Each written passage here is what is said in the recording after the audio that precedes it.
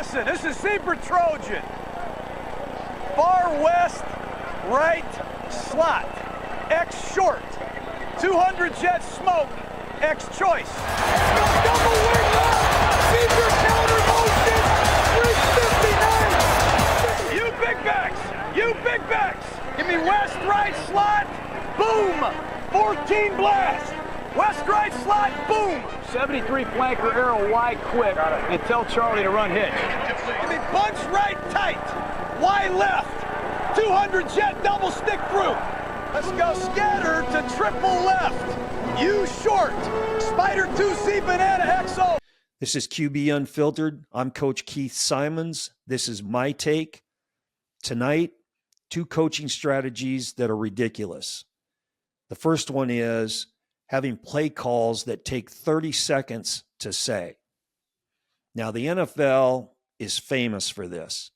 And they have always had really long, paragraph-long play calls because they give too much information. They give all information in the play call. So formation, pass blocking scheme, or pass protection.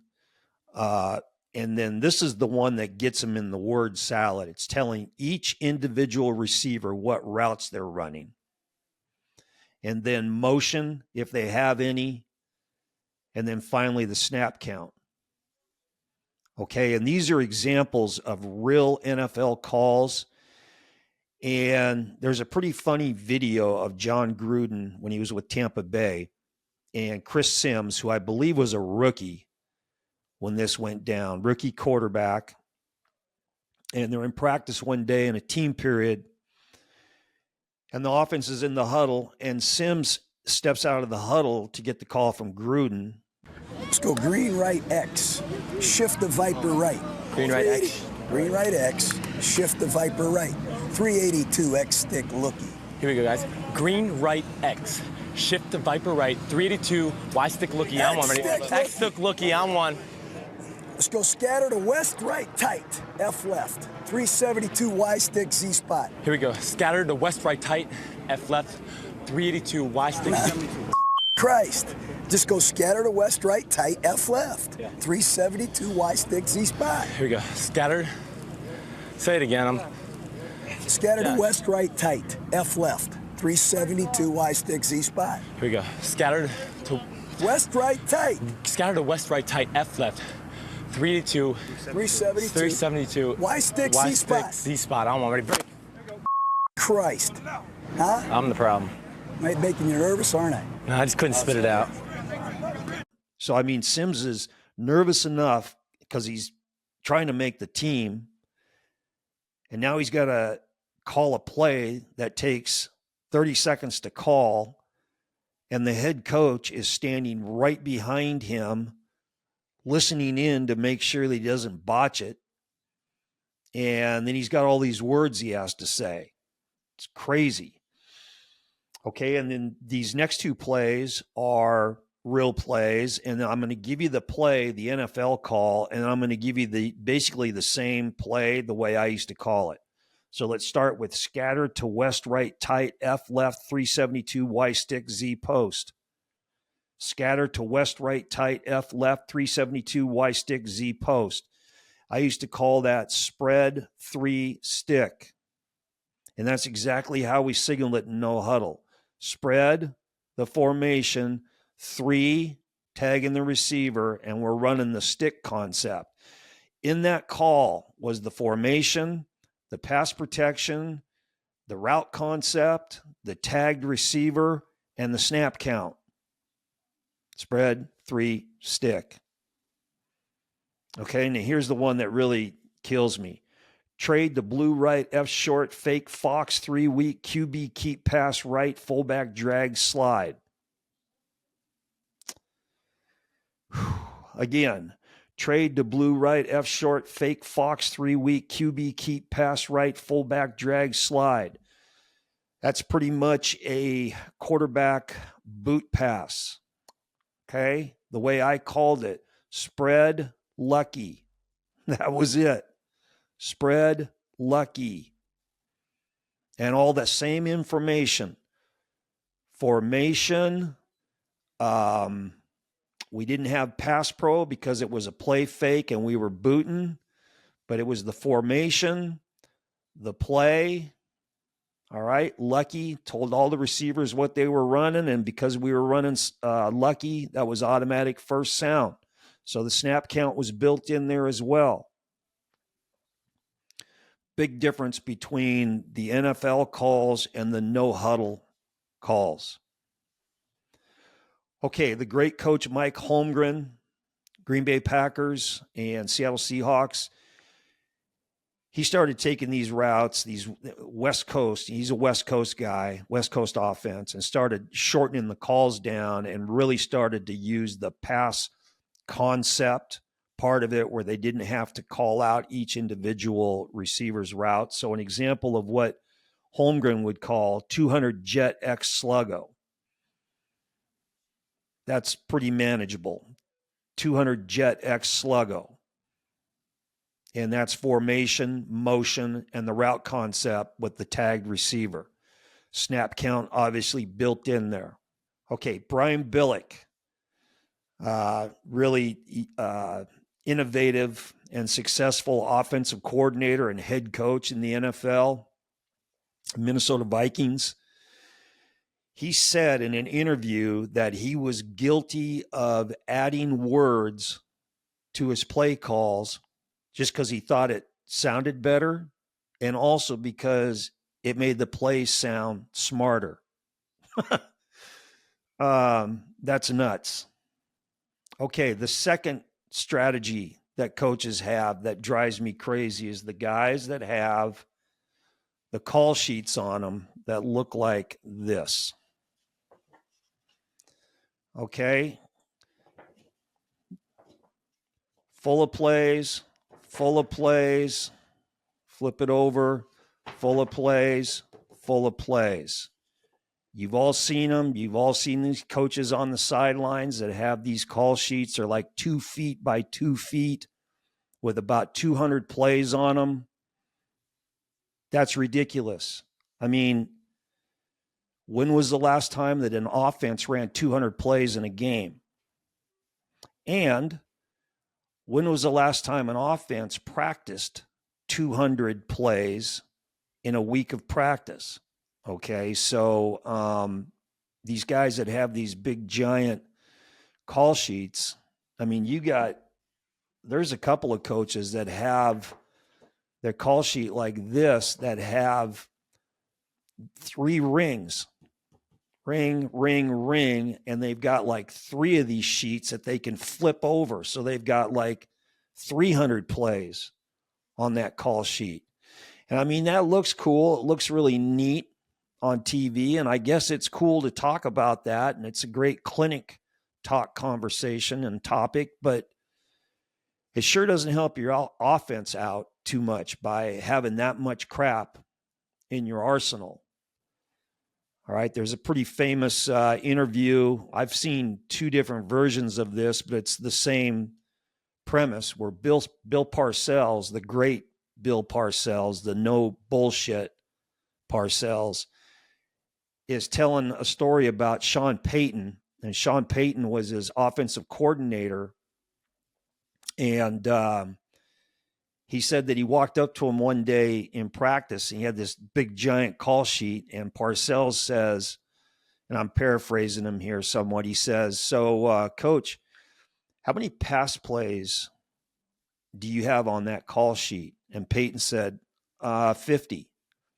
And Parcells said, okay, so if we called each one of those pass plays twice in the game this week, that means we're going to run 100 pass plays. Do you see us running 100 pass plays in this game? And Payton said, no. And Parcells goes, okay, of those 50 pass plays, if we call those once this game, each play one time, do you see us throwing the ball 50 times in this game coming up? And Payton said, no. And Parcells said, then what the hell are we doing? You know, and he's got a point. If you look at Hal Mumme, and you look at the late, great Mike Leach, and you look at Lincoln Riley, this is their call sheet that they have on the sideline. This versus that. And what this is